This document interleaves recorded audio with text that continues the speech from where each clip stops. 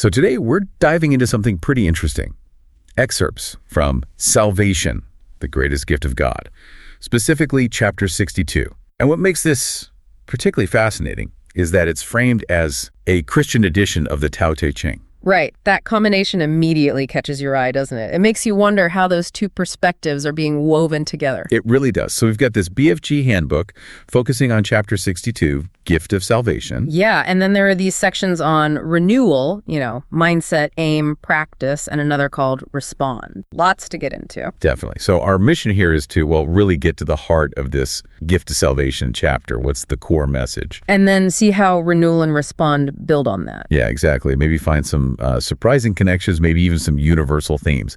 So let's jump in. Chapter 62, Gift of Salvation. What were the sort of foundational themes that stood out to you? Well, right off the bat, it opens with this really big statement. God is the author of all creation. Okay. And it references John's gospel, emphasizing God as the source of everything. That's a huge starting point. It is. If God is the author of everything, what does that imply for how we should maybe interact with the world? That's a great question. It suggests it's not just random, right? There's maybe an inherent value, a need for stewardship, perhaps even reverence. And then it goes on to describe God as the treasure of the righteous and the refuge of the unrighteous. So for those aiming for righteousness, God is the ultimate prize, the highest value. But importantly, for those who feel lost or, have messed up, God is also presented as this safe harbor. A place of safety? Yeah, it feels very inclusive, actually. Not just for the people who've got it all figured out. That's interesting. It suggests a welcome for everyone, regardless of where they are on their path. Then it talks about the power of good words and good deeds. And it connects this to passages from Matthew, Hebrews, Titus, John. The core idea seems to be that faith isn't just internal belief. It has to manifest outwardly. So it's about how we act, how we speak. Exactly. Your actions and words should reflect that inner belief. They have real impact, Comfort, showing compassion. And this next part really got my attention. It talks about God's faithfulness. Even if we are faithless, he remains faithful. It references to Timothy. That's a powerful concept, isn't it? That divine commitment isn't conditional on our perfection or consistency. Yeah. What are the implications of that? It feels comforting. Absolutely. It provides a profound sense of security, I think. A baseline trust. Knowing there's this constant, reliable presence, regardless of our own ups and downs, it's grounding. And this flows into mentioning the honor given to the Son of God, referencing Matthew and Revelation. It contrasts this heavenly honor with earthly treasures like jade and horses. That's a stark comparison. Jade and horses, symbols of wealth, status in many cultures. Right. So setting the Son of God's honor above those really makes a statement about what holds lasting value. It's prioritizing the spiritual over the material. A clear hierarchy of values. Precisely, which then leads to why the ancestors valued God. The text says it was the promise of finding him and freedom from sin.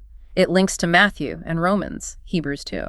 So finding God and finding freedom, that connects back to salvation as the greatest gift. Exactly. It encompasses both that divine connection and liberation from, the things that hold us back. It's a compelling package, really. Okay, so chapter 62 paints this broad picture: creation, refuge, faithfulness, value, salvation. Now, how does renewal connect? It's broken down into mindset, aim, and practice. Let's start with mindset. 7 of them tied to lines in the chapter. First one, God is the author of all creation. How does that become a practical mindset?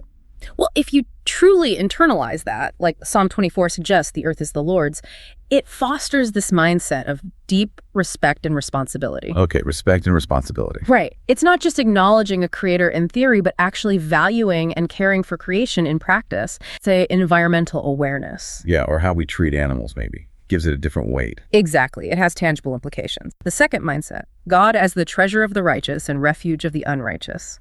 It encourages a mindset of trust, maybe dependence, like Psalm 9 says, God is a stronghold.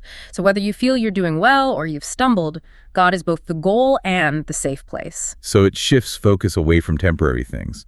Finding fulfillment in that divine relationship, finding comfort when things are tough, knowing there's always somewhere to turn. Okay. Third mindset. The power of good words and good deeds.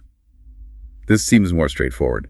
It is, in a way. It's about consciously thinking about our impact. Colossians advises gracious speech. So it's realizing that small kindnesses, thoughtful words, They matter. They ripple outwards. It's cultivating awareness of our influence. Yeah, and aiming to use it positively.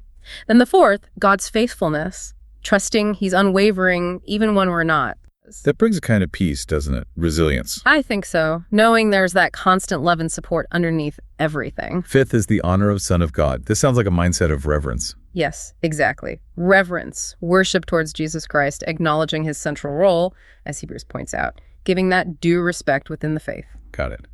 Then, the value of God's kingdom over earthly offerings. This one challenges our priorities, really.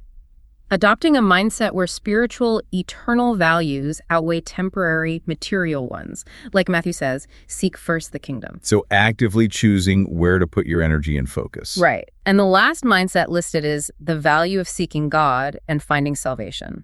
This sounds proactive, appreciating salvation, tying back to Romans and the idea of the gift of eternal life. It's about actively being on that spiritual journey. Okay, so mindset sets the internal stage.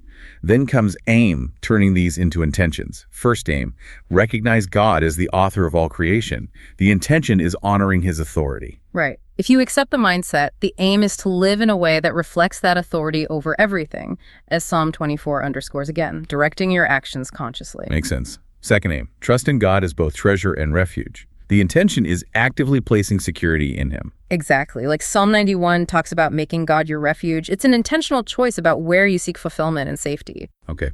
Third aim, the power of good words and good deeds becomes aiming to intentionally use them positively. Yeah, being deliberate, aiming for communication and actions that reflect love and truth, like Colossians suggests, making a conscious effort to be kind and impactful. Fourth aim, faithfulness in reflecting God's unchanging nature.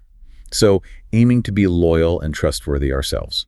Drawing from that divine example in 2 Timothy, yes. Setting an intention to mirror that consistency in our own relationships and commitments. Fifth, aiming to honor Christ above all, making him central. Yes, central to decisions, priorities. Acknowledging his significance, like Philippians discusses regarding his exaltation, consciously giving him that primary place. Sixth, aiming to prioritize eternal values over temporal pleasures. Again, a conscious focus shift. Aiming for what has lasting spiritual meaning rather than just fleeting gains, as Matthew advises about storing treasures in heaven. Reevaluating desires, basically. And the final aim, seek God's salvation and offer it to others. So, aiming for personal growth and sharing. A dual focus, yes. Actively pursuing your own connection while being open to sharing that hope, that sense of redemption with others. Luke talks about seeking and saving the lost. So mindset informs aim, which leads naturally to practice. Where it becomes habit. Right. First practice, reverence for God as the author of all creation, showing respect for the created world. Genesis 1, the beginning. How does that look day to day? Oh, it could be many things. Mindfulness about consumption, maybe recycling, supporting conservation. Basically, living in a way that honors creation as a gift. Okay, second practice. Trusting God as the treasure and refuge, consistently turning to him. Yes, in all situations, good or bad. Making trust a habitual response, like Psalm 91 suggests, not just an idea, but something you do. Third, speaking and acting with kindness, making compassion a regular thing. Exactly. Choosing words and actions that build people up, reflect care, as Ephesians advises, making kindness a default setting, if you will. Fourth practice, faithfulness, reflecting God's steadfast nature. Being reliable. Being reliable in commitments, in relationships, embodying that loyalty we see in God, drawing from 2 Timothy again, living it out day to day. Fifth, honoring Christ above all else as practice, making him a guide. A guiding principle in actual decisions and actions, living in a way that consistently reflects his teachings, his example, aligning with Philippians. Sixth, prioritizing eternal values over earthly gain. This is about daily choices. Yes, actively choosing spiritual growth, focusing on things related to God's kingdom rather than just material success, echoing Matthew's advice on treasures again. And the last practice, seeking God's salvation and offering it to others. This is ongoing. Continuous, yeah. Pursuing your own spiritual development while staying open to sharing the message of hope and redemption, like Luke's reminder about the Son of Man's mission. It's a cycle. Wow. Mindset, aim, practice. It really is a holistic framework for living out these beliefs. Absolutely. It moves way beyond just agreeing with ideas. It's about weaving them into your life. Okay, the final section, respond. This encourages dialogue, finding shared truths. This feels like where the Christian edition of the Tao Te Ching idea really comes through. It does seem to connect there, yes. Yeah. It highlights 5 parallels between chapter 62 and other religious teachings. What's the point of doing that, do you think? Well, it seems to suggest finding common ground, maybe fostering understanding across different paths. The first parallel links God as author of creation and treasure of the righteous to similar concepts in Islam, Hinduism, even Buddhist thought on interconnectedness, and Judaism. Right, with Psalm 24 as the unifying idea, God owns everything. Yeah, it points to this widespread recognition of a fundamental source. Why do you think that idea of a creator is so common? That's a deep question. Maybe it taps into that basic human need to understand origins. Where did all this come from? A creator provides a framework, maybe order, meaning. Order and meaning, okay. The second parallel is about God as refuge of the unrighteous. It finds echoes in Christian teachings, Islam, Hinduism, the Buddhist idea of taking refuge, Judaism. With Psalm 91, finding refuge in God as the unifier. What does this shared idea of refuge tell us about, the human condition? It surely speaks to a universal need for safety, doesn't it? For comfort, maybe forgiveness. That idea of a safe place to turn when you're struggling or you've messed up, that seems deeply human. A fundamental longing. Okay, third parallel, the power of good words and good deeds. Seen in Christianity, Islam, Hinduism, Buddhism, Judaism. Ephesians 4, about edifying speech, is the unifying verse here. So why is ethical behavior emphasized so broadly?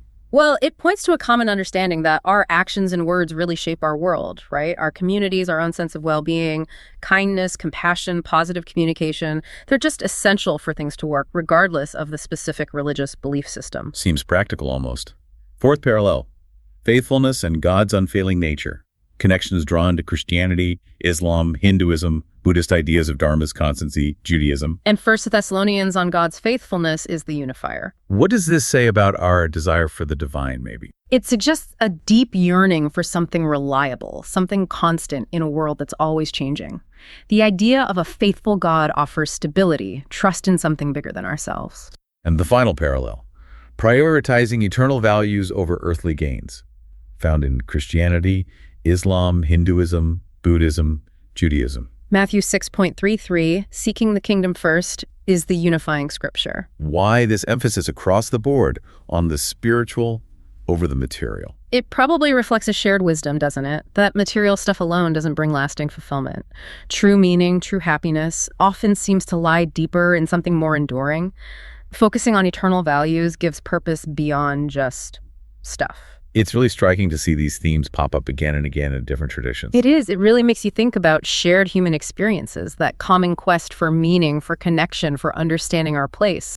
And the response section, it seems, isn't trying to say all religions are the same. Not at all. But it is encouraging us to see those common threads, those shared values. The spirit of openness. Exactly. Willingness to find common ground. So wrapping up this deep dive into salvation, the greatest gift of God, we've looked at how chapter 62 presents salvation as this rich concept. God as creator, refuge, the importance of our actions, divine faithfulness. And how renewal through mindset, aim, and practice gives a really practical way to live that out. Right. And then respond opened up those fascinating parallels with other traditions, highlighting shared wisdom. And throughout it all, the strong sense that salvation, in this view, truly is considered the greatest gift. Very multifaceted. Absolutely.